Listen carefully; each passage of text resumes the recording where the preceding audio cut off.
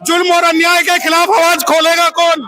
और वकील भी चुप हो गया तो बोलेगा कौन? जिन देशों ने ईवीएम को बनाया है उन वो देश भी मानते हैं कि इसके अंदर जो है टैंपरिंग हो सकती है और टैंपरिंग हो रही है। देखिए, हम चुनाव आयोग के सवालों से संतुष्ट नहीं हैं, हम उनके जवाबों से संतुष्ट नहीं हैं, हम चुनाव आयोग से संतुष्ट नहीं हैं कि चुनाव आयोग अगर इस बात को कहता है ईवीएम हैक नहीं की जा सकती, तो मैं चैलेंज करता हूं पूरे चुनाव आयोग को कि हम ईवीएम को हैक करवा के दिखा सकते हैं।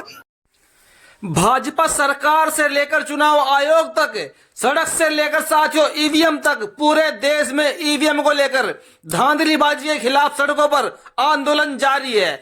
और आज पूरे देश की जनता ये चाहती है कि देश से ईवीएम को हटाकर देश में साथियों बैलेट पेपर चुनाव कराया जाए, क्योंकि आज हमारे देश का लोकतंत्र खतरे में पड़ गया है।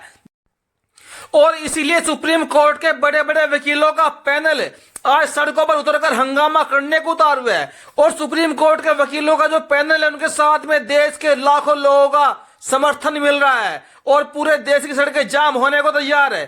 साथियों, आपने पहले भी देखा होगा, देश में किसान आंदोलन देखा होगा, आपने पहले देश में दलित आंदोलन देखा होगा। साथियों, इसी तरह एक बार फिर पूरे देश की जनता ईवीएम के खिलाफ सड़कों पर उतरने को तैयार है। और साथियों, कई बार तो सुप्रीम कोर्ट के वकीलों को दिल्ली में धरना दे रहे ईवीएम के खिलाफ जो एडवोकेट भानु प्रताप, एडवोकेट महमूद प्राचा और साथियों बड़े बड़े वरिष्ठ वकीलों को दिल्ली पुलिस ने गिरफ्तार कर लिया।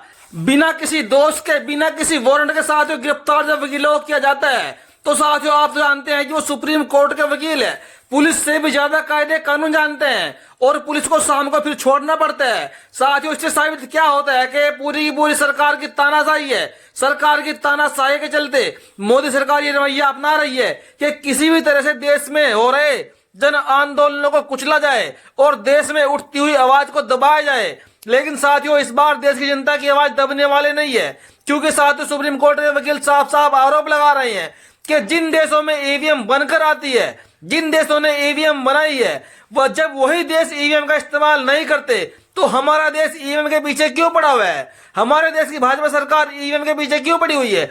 हमारे देश का चुनाव आयोग ईवीएम की पूजा क्यों कर रहा है?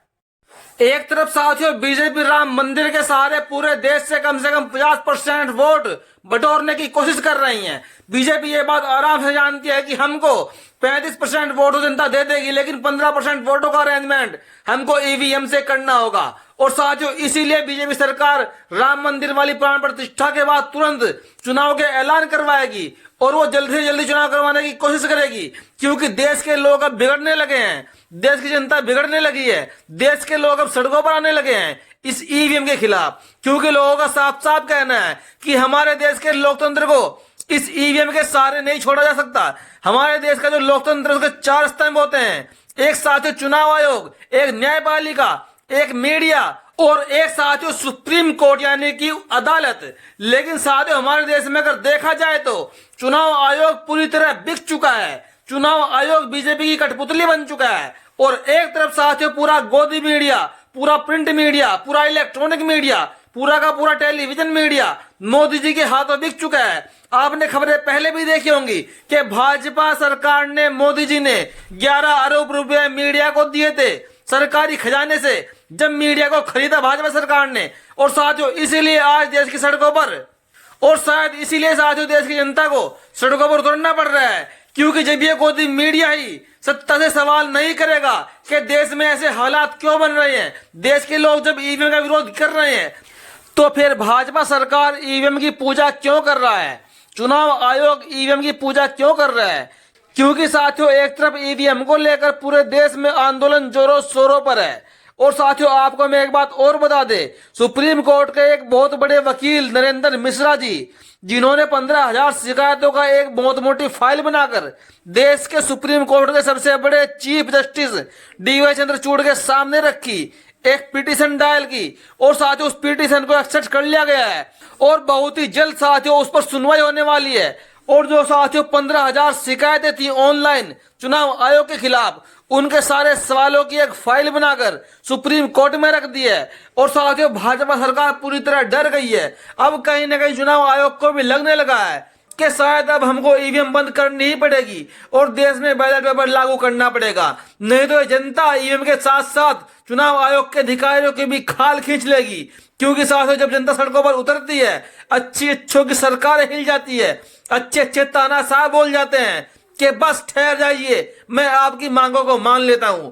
और साथियों, ऐसे ही आज भाजपा सरकार में हालात देश में बने हुए हैं। चारों तरफ साथियों बेरोजगारी का आलम है, चारों तरफ पूरे देश में भाईचारा खत्म हो गया, पूरे देश के लोग परेशान हो गए।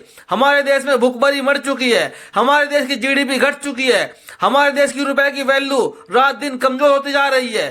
किसके कारण? मात्र और एक भाजपा के कारण।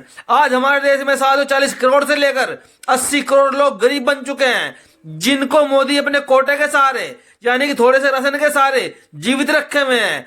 और बसपा सुप्रीमो का तो ये आरोप है कि भाजपा सरकार थोड़ा सा राशन देकर देश के लोगों को पंगु बनाना चाहती है, गुलाम बनाना चाहती है, इनको निकम्मे बनाना चाहती है। लेकिन जब जब हमारी सरकार बनी है उत्तर प्रदेश में, हमने देश के लोगों को पंगु नहीं बनाया, अपना गुलाम नहीं बनाया, हमने उनको रोजगार देकर उनके पैरों पर खड़ा करना सिखाया, तब जाकर देश के लोगों का विकास होता है।